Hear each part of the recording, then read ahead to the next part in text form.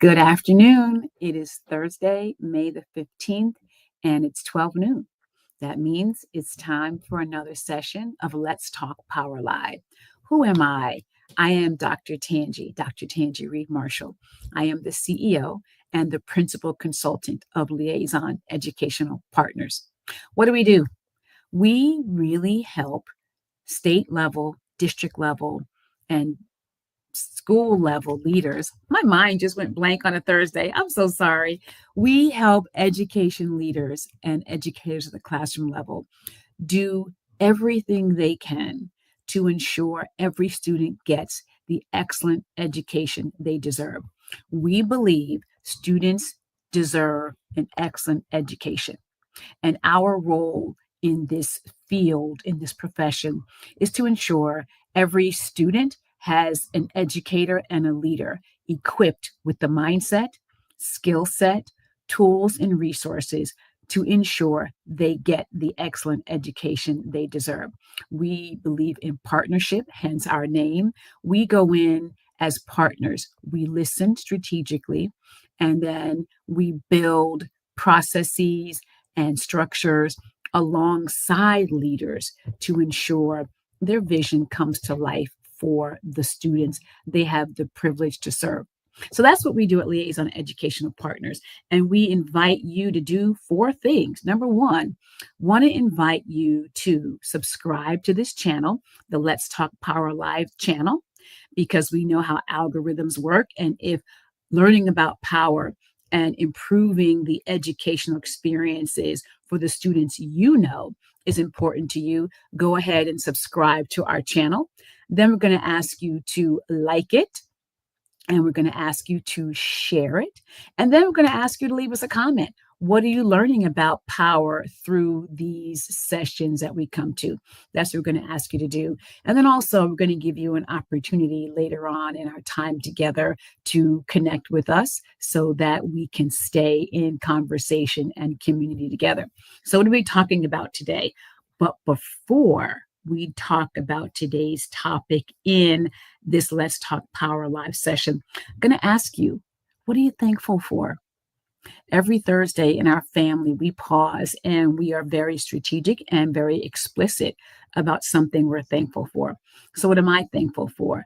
I am thankful that the weather has begun to break. It's been pretty rainy where I am.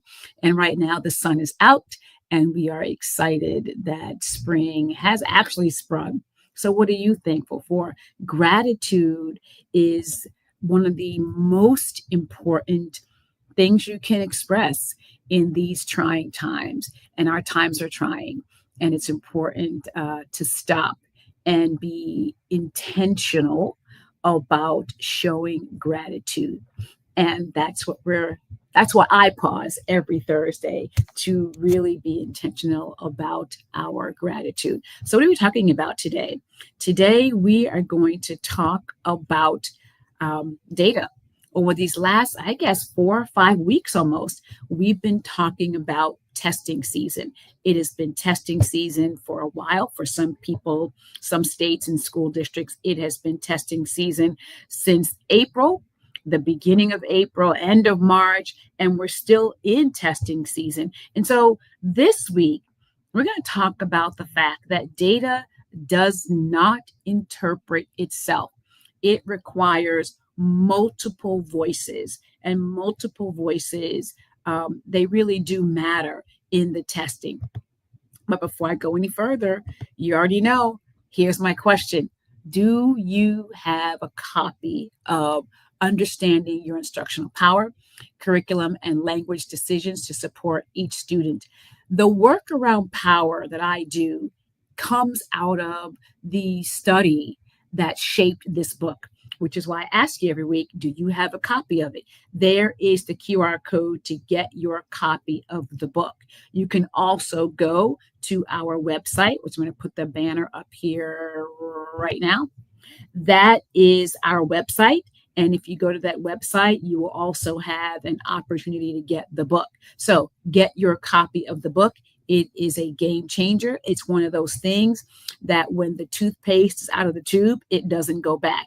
Your eyes will be open. It will give you a clarified lens into why having strong classroom management is not enough to strengthen relationships with your colleagues and with your students and the community and their parents. So get this book and let's talk about power.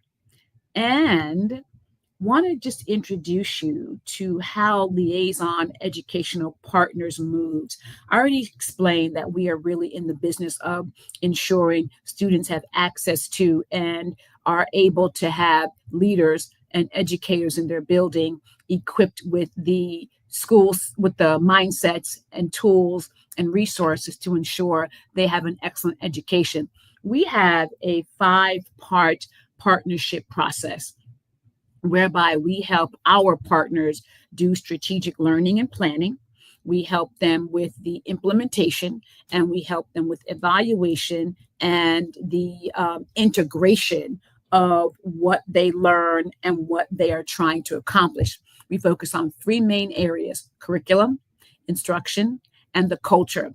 If any one of those 3 is out of place, the learning environment is going to be imbalanced. And we do that through the lens of power, which is why, again, I always encourage you to get a copy of the book. This is what Liaison Educational Partners does. So in today's session, we're really going to talk about testing season.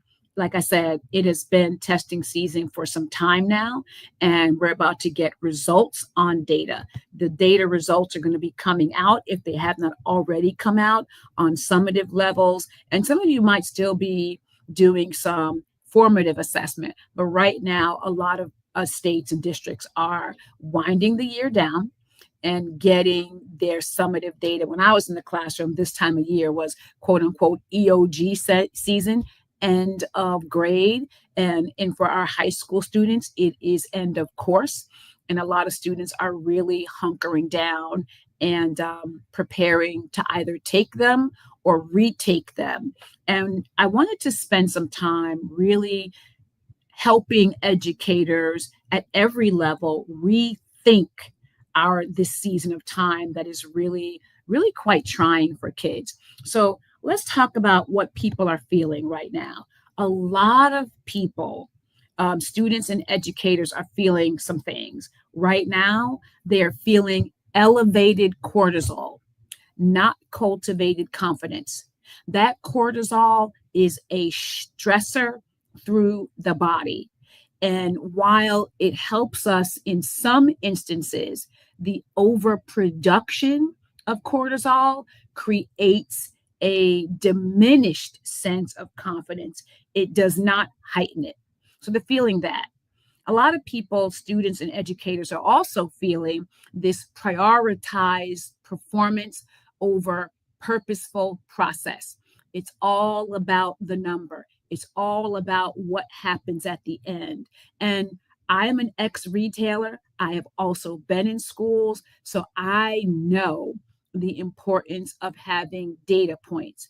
But when everything is only about the performance, and we're not really putting in structures to help students and educators alike understand the importance of process, we're missing the boat.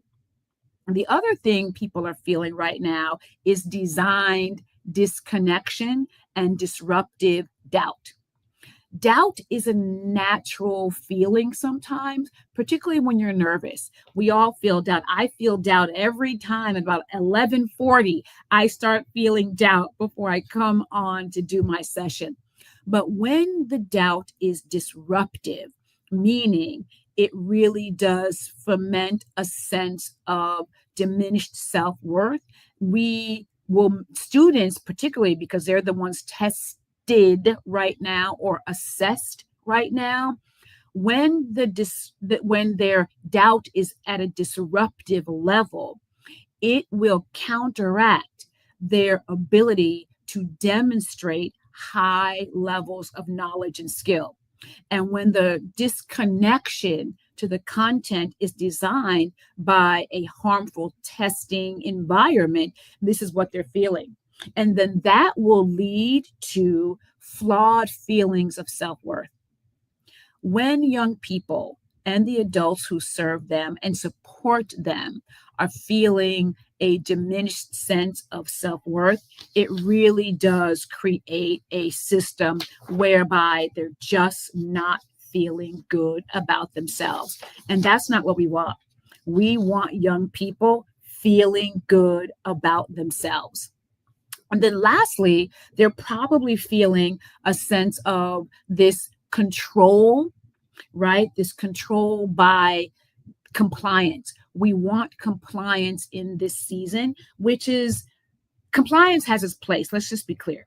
Compliance has its place. However, when that is the control mechanism, it is also dangerous. And we're not having choice or real authentic contribution. Young people are not invited into this process. And when this time of year is really marked by just control and compliance over choice and contribution, all of the other elements of elevated cortisol, of prioritized performance, of designed disconnection and disruptive doubt, and flawed feelings of self worth, all of those multiply and escalate. And so, in this time, we want something different. Here's what we really want: we want to avoid this season of having a lot of data where we are data rich, but we are information poor. Over these last few weeks, I've been talking a lot about what it means when there's lots of data, but the information we get is poor. There's data everywhere. Numbers are everywhere. Walk into any state office, walk into any district office, walk into any building, and you will see data. You will see numbers everywhere. The question is not whether you have numbers. The question is whether you have comprehensive information. The data, the numbers are telling one story. But if you want to be information rich as opposed to information poor, you're going to need more than just quantity. You're going to need more than just numerical data. What you're going to need to go along with that data is some qualitative information. You're going to need more information about what is driving some of the data, some of the numbers that you're getting. As a researcher, one of the areas of data research we would lean heavily into is a mixed method approach. A mixed method approach is the relationship between the quantitative information that you're getting and the qualitative information you're getting. Having both of those together really does give a comprehensive understanding about what the numbers are really telling us. And so, what we really want to do is we want to have a belief shift. We really want to shift our understanding about what's happening. You know, there really is this thinking that data in the old way of thinking, right? Data is high stakes, it is stress inducing. But what we really want for there to be a shift towards is data and assessment as an opportunity to build agency. I've said it before with the last few weeks. We need a belief shift. We know how students feel about this time of year. We know how teachers feel about this time of year. We know how the coaches and how the principals and how the assistant principals feel. We know how district level folks feel as well as state level folks. Everybody has a heightened sense of anxiety right now because of how we see testing and how we position it in the minds of people. But what we really need to do is shift into something different. We really want to shift towards a drive experience. We want to shift towards a way that really does support the need for us to drive towards moving differently, right? Data needs to be balanced and it needs unbiased interpretation as much as possible. This idea that data is unbiased is just false. It's false. Data always has a lens to it because the people who are creating the assessments are human beings. And let me just be clear also, even if the assessments were created by AI and we're moving in that direction, and some of us already have that, because AI is artificial intelligence is generated by human input, the AI itself has a lens to it. I'm going to go off script for a little bit.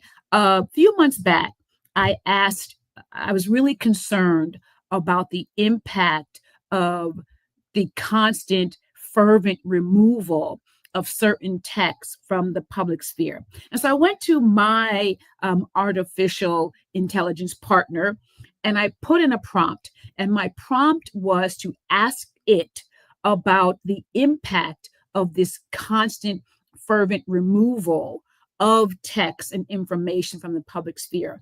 I got back a 4-paragraph response. And in that response, essentially, it was about the fact that, the removal of information is really going to be impactful to what those of us who use AI partners are able to access. And so I say that right now to really anchor the point that no data is unbiased. What we can do is mitigate the bias and we can balance out the interpretation. That is why I say that data is not going to interpret itself, and why multiple minds, really, but multiple voices are really needed to interpret the data, especially the mind of the assessed, which often gets left out of this conversation. So what are we talking about? Let's talk about driving. A few weeks back, I did a session, actually last week and the last week before that, did a session on drive where we talked about what drive was all about. Drive, let me see if I'm going to go forward a little bit. I'm going to go forward and I might come back. So data, you're going to see me flipping through a little bit. Driving data is really about 5 ideas. It's about data that is responsible, right? So data that is responsible, and then data that is responsive. It must be instructionally focused. It must be valuable, and it also must be equitable in the real way equity is used, and it must also be empowering. So I want to give you a way to really think about how we can use this idea, this framework for driving data. And I'm going to start out by giving you a sample set of data about a 7th grade ELA class or a 7th grade set of information. So let's take a look at that 7th grade set of data and go through it. So right now we see the 7th grade sample data. It's a 7th grade reading comprehension quiz. We see 65% of students missed 2 or more inferential reasoning questions. Now, this is legitimate data. It is a sample set. It is absolutely possible where you can have 65% of a set of students miss inferential questions. And we know that students tend to miss inferential questions a lot more at higher rates than they do our more direct questions. And we see only 48% answered a question tied to author's tone correctly. So 48% answered it correctly. That means 58% answered it incorrectly. And then we see highest scoring responses were on the literal detail questions, which is highly regular, right? And then performance dip most noticeable among multilingual learners. So looking at just this set of data, we can begin to implement a drive format. Now, traditionally, we would take those data sets and we would start doing things, right? We would look at the numbers and just say 65% missed it, and we would start doing a bunch of stuff, right? The district level people would do a bunch of stuff. The building leaders would do a bunch of stuff. And our coaches and our teachers would also do a bunch of stuff. But here's what we want to ask. We want to drive data, and we want to ask ourselves some questions. And I'm going to take you through right now leader responses that are possible to drive, coaches, teachers, and students. So we're going to do some driving right now. Let's look at what it would mean if we were to drive 3 ways, actually 4 ways to drive. I want to start out looking at what it means for a leader to drive. What would be possible? And I'm going to start leaders here at the building level so we can take a look at what kinds of questions would be important for a leader to begin thinking about even before the data came out, right? Essentially, you want to do this before the assessment was even given. But in case you don't, in case you didn't do that, here are some ways to drive, right? The responsibility factor is to ask, are we collecting and using data with purpose and integrity? Was the use of that 7th grade data really necessary? Was that assessment appropriate? We also would ask, do teachers and students understand the purpose behind the data we track? That's a great question. When that 7th grade assessment was given, were the people who were going to administer it directly and those who are going to be assessed, did they have enough knowledge about it, right? Are we protecting against over-identification, labeling, or misinterpretation? Those are some questions that can help you think through as a building leader how to drive, right, with the responsible lens first. And then what's responsive? What are some responsive questions, right? What patterns in our school data are prompting a clear instructional or cultural response? That's really important to think about too. Are our supports interventions aligned with what the data actually shows? How quickly and clearly do we act when trends emerge? These are building level data. I'm going to come out again with some leader tools at the district and state level because that's equally important, if not more so, because at the state level, they are the ones crafting it. And at the district level, they're a high system level data analysis structures necessary to support what happens at the building and classroom level.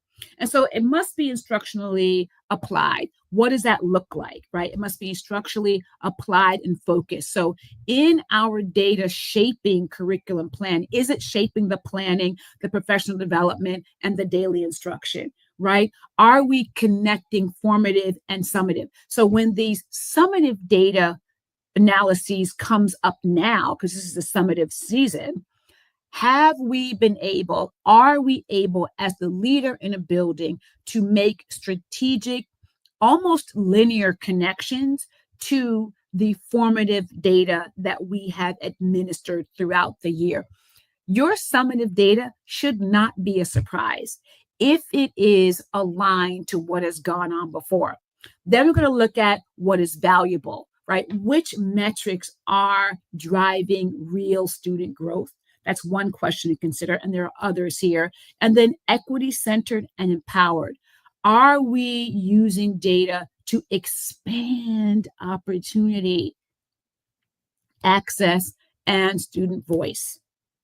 A lot of times, data is used to confine and reduce and constrict access to opportunity. What if our data analysis really opened our eyes to see opportunity for advancement. We need, again, a data shift. So that is some of the ways in which a leader can drive. But what about a coach? What is a way a coach can begin to drive this data? On the responsible side, is the meaning, purpose, and use of the assessment and data clearly outlined? As a coach, you got a responsibility for that.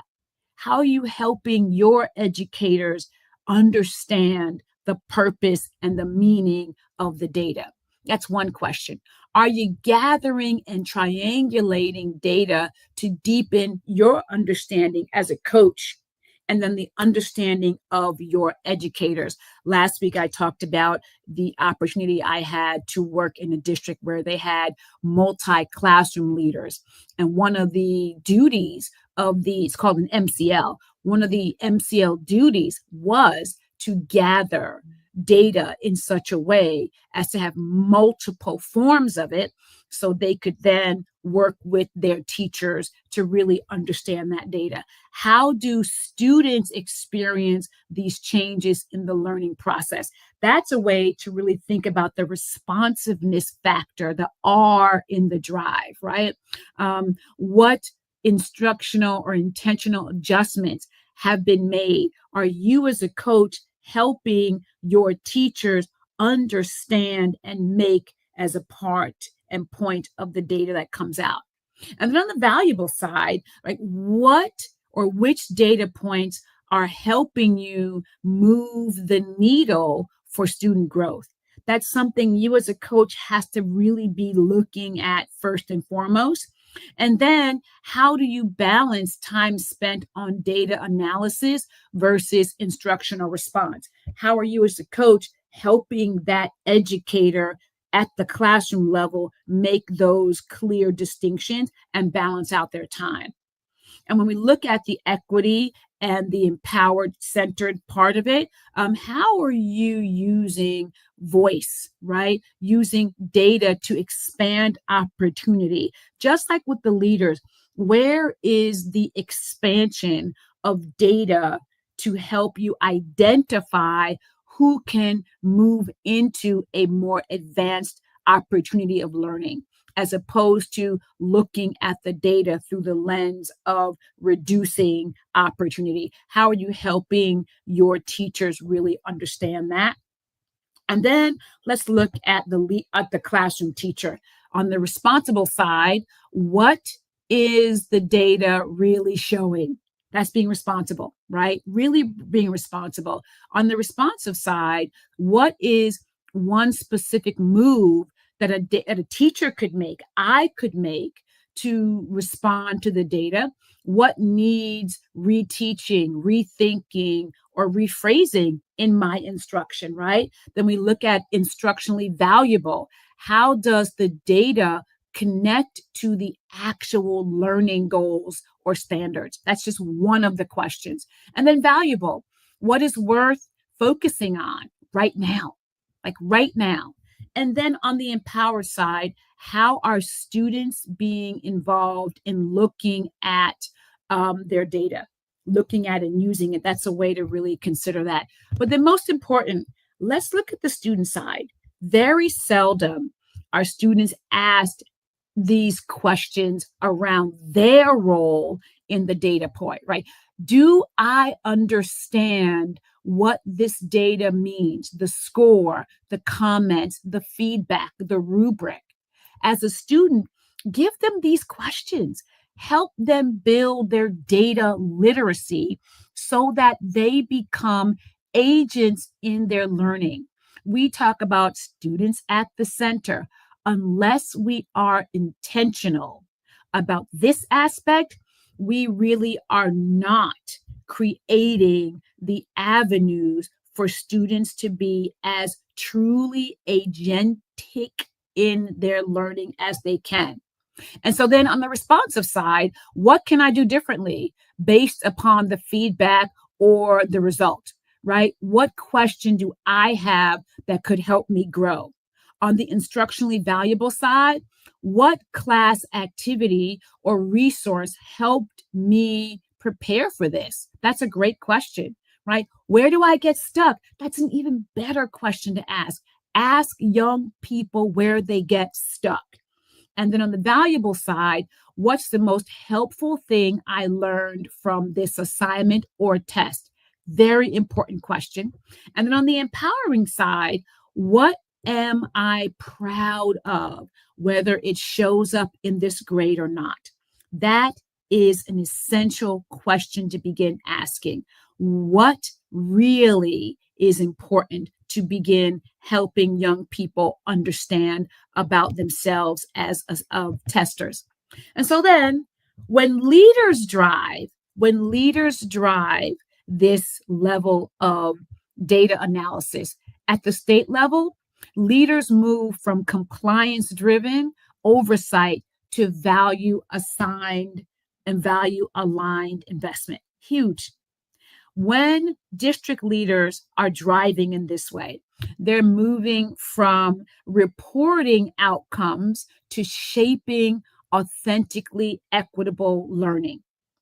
At the building level, when the building leaders drive like this, they move from enforcing expectations to creating empowered and effective ecosystems in their buildings.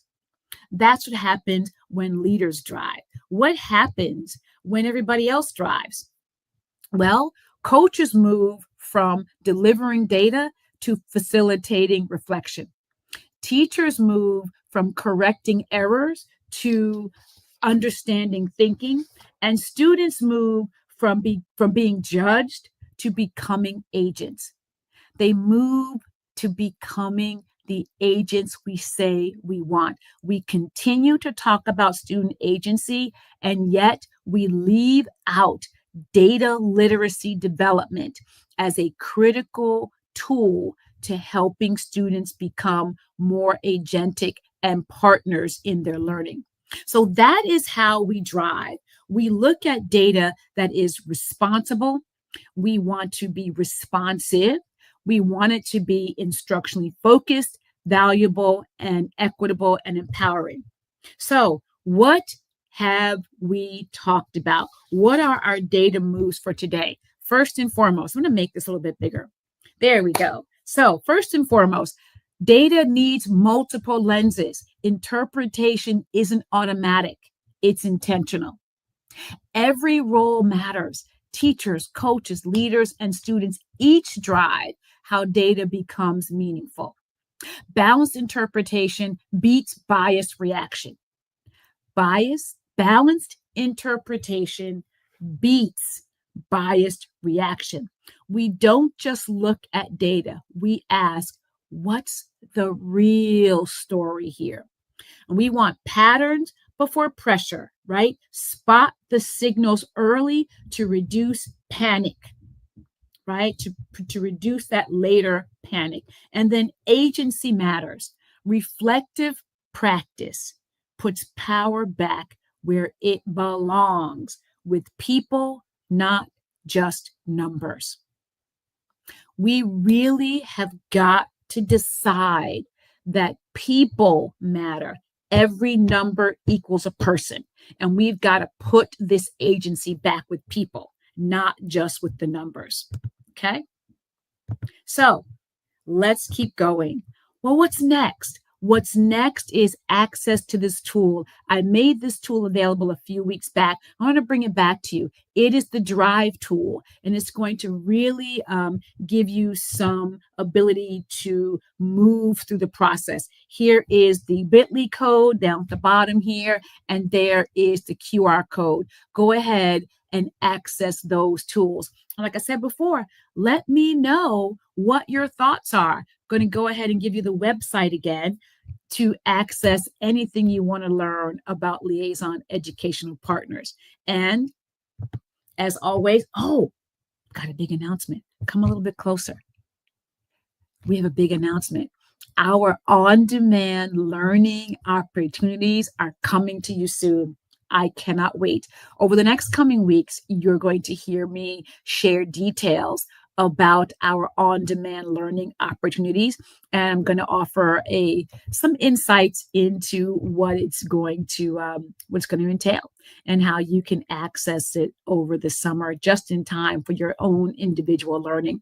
And you'll be able to do that there. And there's the website where all the information about our upcoming learning opportunities is going to be housed. So that's all for this week. Went a little bit over, but I'm excited to have shared this idea about driving. Data is not going to interpret itself. Multiple voices matter. So go ahead, get your copy of the book. Also, remember, subscribe to our Let's Talk Power Live channel. Like today's session. Share this session with someone else.